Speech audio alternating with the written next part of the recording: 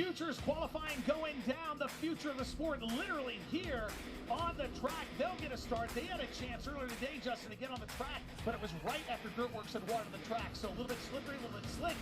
Very different from what they're dealing with right now in this qualifying run for their main event going into tonight. Well, what a cool thing to see these young kids out here. The Supercross Futures.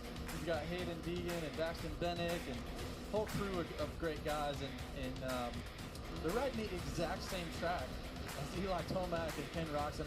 I can't imagine as a 16 or 17-year-old coming out here and riding this caliber of track, but that's just how talented these kids are. And you know, look at the 238 of Hayden Deegan.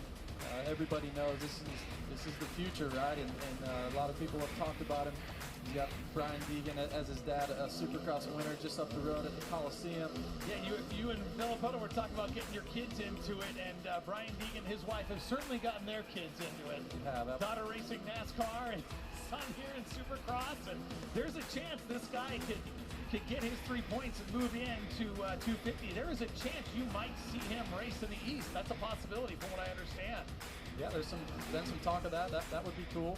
I mean, the cool thing about following their story is, and Brian being the leader and the father, is he makes the decisions and he's so wise with them and he's been so methodical, and you know, he's one of the guys in the sport that you just love to sit down and have an hour conversation with him and just pick his brain, you know, pick his mind. He went from a Supercross race winner to the freestyle pioneer to now an amazing father and husband and all of it, just a great guy. So to see Hayden out here doing what he's doing, it's really cool, and a story that we're going to follow for many, many years to come. 45, Slade Barola out here. You're looking at him right now. Again, 10 minutes. So this is Futures qualifying. These are amateurs. We were talking about Hayden. He did go pro. He made his debut at the Lucas Oil AMA Pro Motocross Championship last summer, competing in the final 2 rounds. But he is still eligible for Supercross and for this year to be in the Futures. So that is why you see him out here and why you see him racing. Right now it is Hayden Deegan up on top. We'll get some times in a 104.622, dealing with this track and the ruts that are developing. Dirtworks is going to get to it. I think they'll have a chance before the LCQs, but they didn't have a chance before this race. So all that qualifying and then right into the Futures.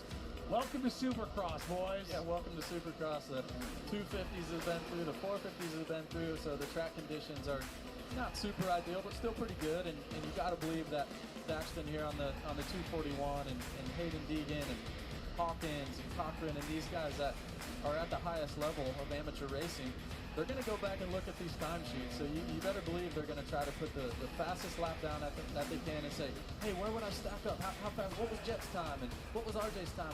How far off am I from them? And say, all right, I would have been 8th or 9th or whatever it would be. And you can get some confidence from that, or you can get a little bit of a rude awakening and say, well, I'm not as close as I thought, but I've got some learning to do. And but I would think that Hayden, he's going to be good. I mean, I would imagine if he would turn pro tomorrow, he would be very successful. So just put in a time of 102.4, pretty good. You got to remember, Jet was at a 57, but in saying that, the track was a lot different. So you know, you don't want Hayden to go back and get frustrated and say he was several seconds off, but you know, the track conditions could vary from 2 to 5 seconds each time you're on the track.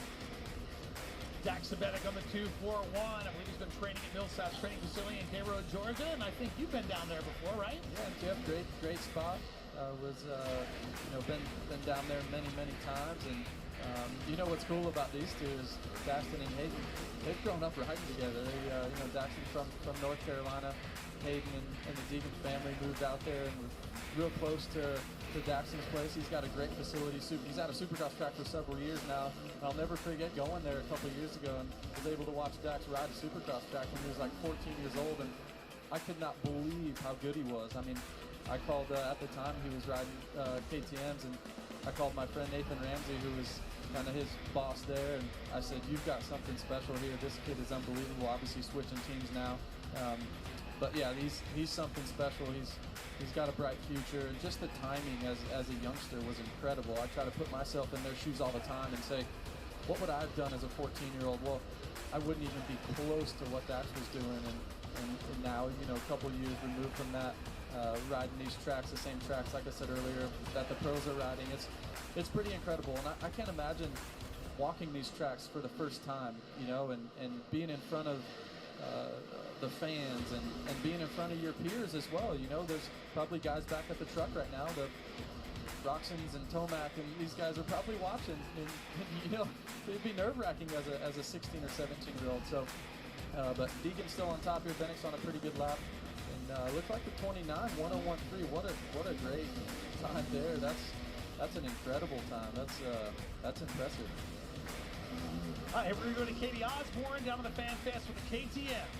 Yeah, under the camp here in the KTM group, Cooper Webb here, the number 2 bike. After qualifying, team was telling me that they were trying to figure out the track and the evolution of it, really. They made some suspension changes, and then Cooper decided to make up his mind and say, hey, look, this is what we're going to go with my bike for later on in the show. That's what they're fine-tuning now. Meanwhile, Aaron Plessinger over here, who the team was saying needs a little bit more consistency in his riding. He shows up, he doesn't complain. Some days on track he's fast, and other days he's not. The team is hoping today is one of those days where he has that speed. Meanwhile, Marvin Mustaine right here, number 25, is out with a hand, some saying thumb injury. We will not see him out on track here today. And then Max Overland, he over here with number 34, they're saying that he needs a little bit more intensity during the week. And that's what I find really interesting, is how the payoff of what happens during the weeks with these guys training, how they bring it to the track or they don't. The team says he has a technique. He just needs to get a little more comfortable getting up to speed. Justin, can you speak to that? The differences of the week and the training leading into these events and really how important it is. Yeah, it's everything. It's the difference between being a champion and not, or even running, you know, top 10 speed. There's several years, you know, that I was racing that I was a really good practicer. I could match anybody during practice, but you turn the lights on and the anxiety would creep in and I'd get nervous, and you know, you get arm pump. You hear McAfee talk about getting arm pump, and he would never get that before. Well, it's because of the pressure. It's because of the expectation that you put on yourself, how you should go out there and win. And for Maximus Volan right now, you know, I'm sure during the week he's riding great, and the team expects him to ride that way. Come here when the lights turn on, and I'm sure that pace is probably similar to a Cooper Webb pace or a Plessinger pace during the week. So they're like, let's bring that Saturday night, and if you were able to bring that, that's podium speed. But it's hard for that to translate. I mean, you hear about guys that are really good in practice. Throughout my career, you'd always hear about how fast guys are going in practice, and I got to witness it firsthand. A guy like Ken Roxton, there's several days where I would catch and pass Kenny. I'll never forget you know, this relates good to a Triple Crown. The week before Glendale, when he went 1-1-1, we did a Triple Crown format that week at the Honda Test Track, and I beat him in all 3. And didn't just beat him, I beat him actually pretty good. I still joke with him about that to this day. And I beat you good. And he went 1-1-1. He's the type of guy that the practice during the week, it doesn't really matter that much. And Cooper Webb as well. He's not a big practice guy. Rode with him a lot in North Carolina where he grew up, and he wouldn't be that great Monday through Friday, and then all of a sudden Saturday, he'll win the race. And it's really difficult, but that's how you separate the champions from just your average guys. Hey, Julian Bomer out of Lake Havasu City, Arizona on the ABR Yamaha is up on top now. So Haiden Deegan on the 238 trying to chase down the number 29. The 29 has a 1:09.68 lap. That was his last lap. It was his best. Deegan with a 101.573. So shaving a little less than a point would be imperative for Deegan to get that better gate pick. Again, this is qualifying for the Monster Energy AMA Supercross Futures that will be going on a main event tonight in between some of the Triple Crown races. So Haiden Deegan now trying to make it up. Bummer in first, Hayden in second. Daxton Bennick, who was up first for a little while, is now in third. Talon Hawkins in fourth, and Casey Cochran on the 66th in third. Bummer got first in the 2014 Las Vegas KTM Juniors race, by the way. Love those KTM Juniors. So Julian getting some experience, probably 7 or 8 years old out there back in the day. Number 1 at Loretta Lynn's AMA National Championship in 2022 for 450B Limited Group. So this is what the 238 Hayden Deegan is going up against, the number 29 of Julian Bomer. And speaking of Bomer, that time would put him in, transfer directly into the 3 races tonight. So these guys, this is a huge rider. That would put him directly to the show. So that's how talented and good these guys are. It's just incredible. So hats off to the 29. I watched him ride earlier. He was doing a triple onto the tabletop that Jet did first, and he came out. I think he was the second 250 guy to do it, and he's an amateur. It's crazy. It's crazy how good these guys are. Well, time is up now. Checkered flag will fly for the riders as they cross over the finish line. The number 29 going over and sticking with that 1 minute point 9.68 lap time. So as JB10 mentioned, solid run there by Julian Bomer. Hayden Deegan, last chance to pick it up. I'm not sure how fast he's moving, but his last lap was fastest in this session, a 101.350. So he did pick up the pace a bit, which will be good. Now, this is qualifying. Will it change when it comes to racecraft? He's got that experience being outdoors, a couple of outdoor races under his belt in the 250 Pro Division. It'll be interesting to see what happens when the gate drops for real in a race, not just qualifying. Yeah, and I haven't followed amateur racing real closely, but I will say what I do know is Hayden's the type of kid that will rise up, right? Doesn't matter what he qualifies. He's the type that when the gate drops, he brings his best stuff. So excited to watch these guys race tonight. Excited to see Hayden on the track and Dax and Bomer and all these guys. So it's cool to see the progression.